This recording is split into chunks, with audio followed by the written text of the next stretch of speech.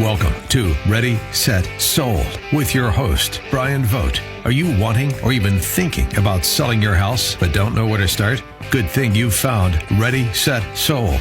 And now, real estate broker, Bryan Vogt.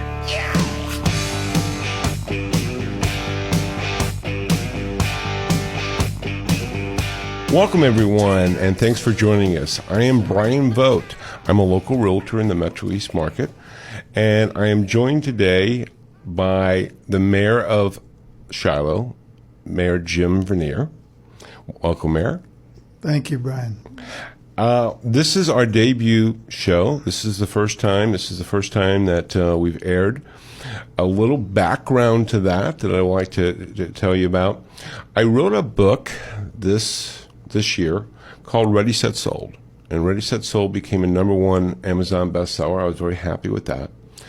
And that launched me into the ability of radio. And I was approached by 1260 The Answer to do a weekly radio program about how to get your home sold for top dollar and a quick sale. And so that, in a small nutshell, is how I'm here is doing this show. And so it's going to be a weekly situation of talking about real estate, what you need to get done, the information that you need to get your house sold for top dollar and to have a quick sale. So one of the things that came in a lot, that when I wrote the book, people asked me why I wrote the book. And there was a lot of different reasons, but the three top reasons I would say: number one, there is so much confusion, and Jim, maybe you know this too, but when people are looking to sell their home, they get onto the TV programs, and there's a zillion of them out there. But they're all based on the East Coast and on the West Coast. They don't have anything really relevant to say about the St. Louis and Metro East market. And many times after talking with sellers, they're just completely confused.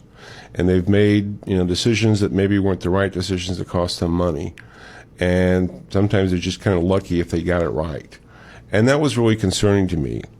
And the second reason is a kind of a tie into that is we've had people that literally spent tens and even $20,000 and $30,000 with making updates, making changes to their house that not only didn't give them any value back, but they had to turn around and make the updates that would give them value so they could get their house sold for top dollar in a short sale.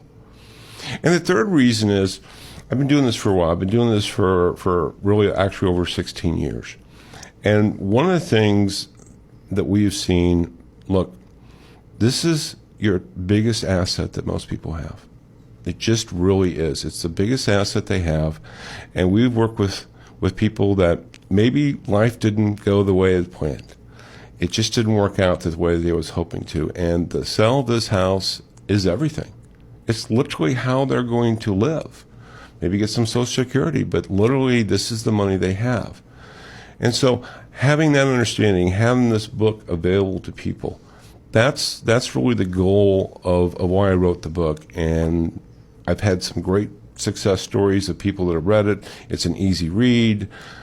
It's nice if you read the whole thing because it's not just theory, it's not just congesture, it's actually proven steps that people have used and had some great success. And so that's the reason why I wrote the book. That's what led me to the radio station. And that's kind of where this program is going to be going to. So in a weekly situation, step by step, we're going to be going through what you can do. If you want to get the book now, go to readysetsold.org, and that's readysetsold.org, not .com. Get the book. It's free. Simply free. Go there, get the book. It's information. It's loaded with information that has helped many past sellers have great success. And look, and I tell people this, and I mean this sincerely, you don't even have to use me. That's not what it's for. Get the book, read the book, give it to your realtor that you're going to use. Doesn't really matter. It really doesn't. It's just getting this information because I've seen so much confusion, so much loss of money, so much heartbreak at times of not getting their house sold for top dollar, and it could be easily avoided, and the information is in there. With that, as I told you, we're going to be talking about the steps in the book, and we're going to start with the first step. And one of the first steps in the book is when to sell your home. And talking to you earlier, Jim, basically you've been in your house now for, 25 years or something like that? Yes. So I don't know if you have any plans in the near future of leaving. I doubt it. Sometimes I do. Sometimes you do, yeah. And again, I'm with Mayor Vernier. He is the mayor of Shiloh. And Mayor, I know you've been mayor and been involved with city policy for a long time. I mean, what did you start like in the Eisenhower years? Back in 1984 is when I was 1984, so it's been over 30 years. Congratulations. Good Thank for you. you. Good for you. Good for you. What I want to talk about is step one. And right now we're in the spring market, we're in the summer market, and the Metro East and other areas are doing exceedingly well. It's a breath of fresh air. We've had some great successes in the Shiloh market, in an example. And I think you were telling the story about how you have a friend that... Yes, a friend of mine recently was telling me the story. His daughter put her house up on the market, and it was sold that same day for full price. So they were very happy. Love it, yeah. So those are great stories that are happening. One of the things I wanted to tie into the book, and some of the stories are in here, but one of the things is that people, when the market is good, not most people, but some people say, well, maybe I can do better. Maybe I will wait it out. Maybe I'll try to see if I can't guess the market. Don't know of a pundit, don't know of anyone out there that can guess the market. I've been doing this for a long time. I know I can't. The problem that you run into is two things. It's important for sellers to know that a market is a season, is a year. And that's broken down into 3-month segments. Now, that's not a calendar year. So if you put your house on the market in February, you're looking at 3 months. And in 3 months, one or two things are going to happen. Either it's going to go up or it's going to go down. Now, if it goes up, that could be happy days. But if it goes down, not so good. Also understanding in that period of time, in a 2-month period of time, it's about a 50-50 chance of changing. Rarely, but every once in a while, in 30 days, it will do it also. Having that said, to kind of illustrate that, give you two examples, two stories that actually happened. Now, they weren't moving out of the village of Shiloh, just so you know, these homeowners. But what happened is they were looking to get more money for their home. They could make the deal work, but they just wanted some more money, so they decided to push it off for a year.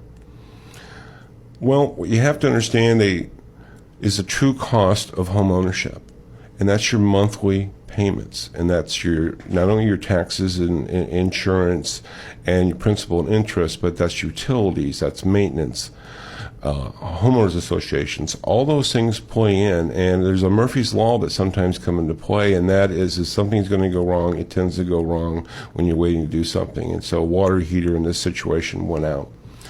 What came down to that the next year came in, and guess what? The market wasn't responding. Actually, the market had gone down.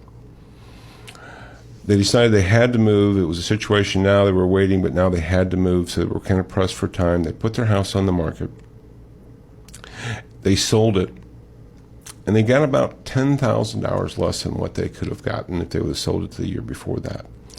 But that's only part of it, because again, average $1,500 to $2,000 per month. If you use $2,000 as an example, it's $24,000 is the true cost, and that's what people need to understand.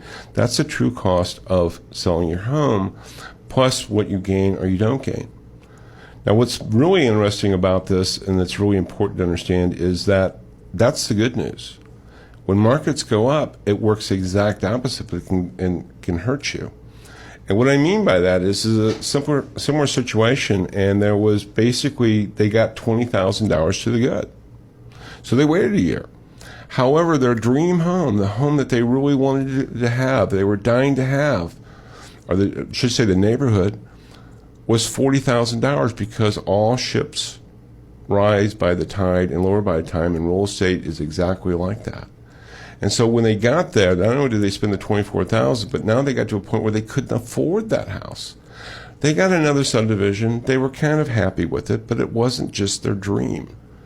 And so even though it seems like it makes sense, it simply doesn't. It doesn't make sense to try and wait out the market, because it's usually a bad situation either way. So having said that, what I want to kind of talk about in our next segment is talking about some of the things that really affect the sale of a home that have nothing to do, the seller has no control over. And I think that's going to be really interesting, so I want you to stay with us.